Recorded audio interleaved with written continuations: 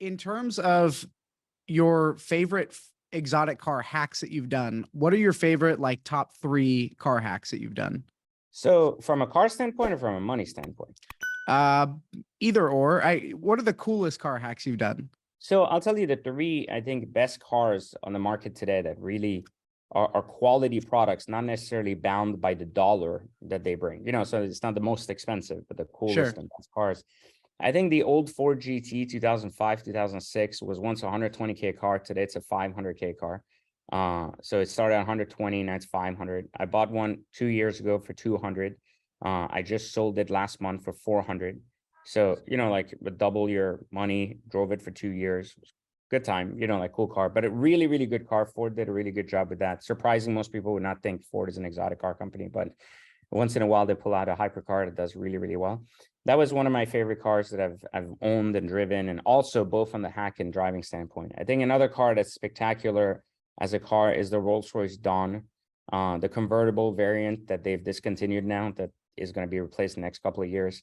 That's a spectacular car. It's just one of those cars that creates a feeling like, it's funny. It's one of those feelings where you get in it and you drive it and you're like, I don't know why I feel like I'm better than everyone else outside of this car. And then when you you look around and you're like, I don't know, I feel guilty for feeling this way, but I really feel special. Hello, peasants. Yeah, no, it's really what it is. And it's like this thing where it's like, you put your foot on the carpet. The carpet's like $5,000 and it's made out of like lamb wool skin, whatever. And it's like super soft. And you have these little features about it that just remind you that life is more fun on the richer side of things than, on the struggling side of things. And it's one of these cars that just does that really well. And then the last car I'd mentioned that I think is a fantastic vehicle altogether is the Lamborghini SVJ. You see, like the Aventador was always the car that had the doors go up, stunt. We called it the stunt factor car, but it was always a terrible driver. Like it was just really awful to drive. It was heavy. It was just awkwardly large, and it just didn't work. But it was really good looking. So it was always like, hey, this is a great looking car, basically completely useless, but really good looking. And it's overly loud and annoying. But with the SVJ, they basically took everything that made a sports car exciting, and they brought it to a really large, beautiful body. That was also one of the prettiest cars, I think, designed in the last 20 years. But, and I think they did that really, really well. They created a product that works. And I'm very unbiased towards cars. Like, I don't really care. Like, if I own a car or not, I've called my own cars pieces of shit, Yeah. just because they're terrible.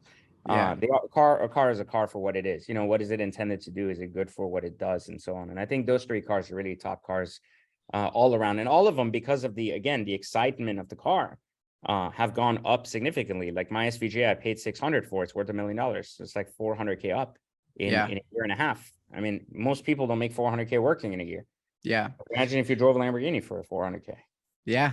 Yeah. And I think that comes down to thinking bigger. Most people would never even think on that level. And I didn't until I came across your content. So like you were saying, I saw this motherfucker every day talking about exotic cars and watches. And I'm like, all right, who is this guy? So I think I ended up adding you on Facebook or something. And over time, realized like, no, this guy isn't that annoying, like asshole that he comes off to be, right? Like you were super, super knowledgeable, a great guy. And I really respect the content. So when it comes down to thinking bigger, what are the challenges that most people have that you see where they keep thinking on a small level?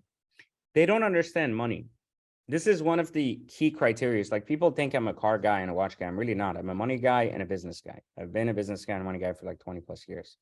I think very systematically. And I think the biggest issue for people is they just don't understand money. Like most people would see a watch or a car, they wouldn't know they're the same price. They wouldn't know this is a $100,000 watch. They just wouldn't understand. When you don't understand money, you tend to not make it your friend because you don't understand how it's being traded. You don't understand what's happening in the world with it. You just understand your view of it, which is very narrow-minded. And as a result, you start thinking very small based on your own perspective. If you start to understand that people are wearing $300,000 watches, like I have watches in my collection that are $500,000 for one watch. This is not like a collection. This is one watch, right? And most people are like, why would you ever pay $500,000 for a watch when you can have a car for like, well, I have the cars too, but the point is, why not another car? Why watch? It doesn't make sense. It's stupid. It's stupid because you're not in it. It's stupid because you don't understand that watch will bring me $100,000 in ROI, literally could be tax-free. There's so much you don't understand about money. And instead of being curious about it, trying to understand and make sense of it, you mix money with your emotional value system.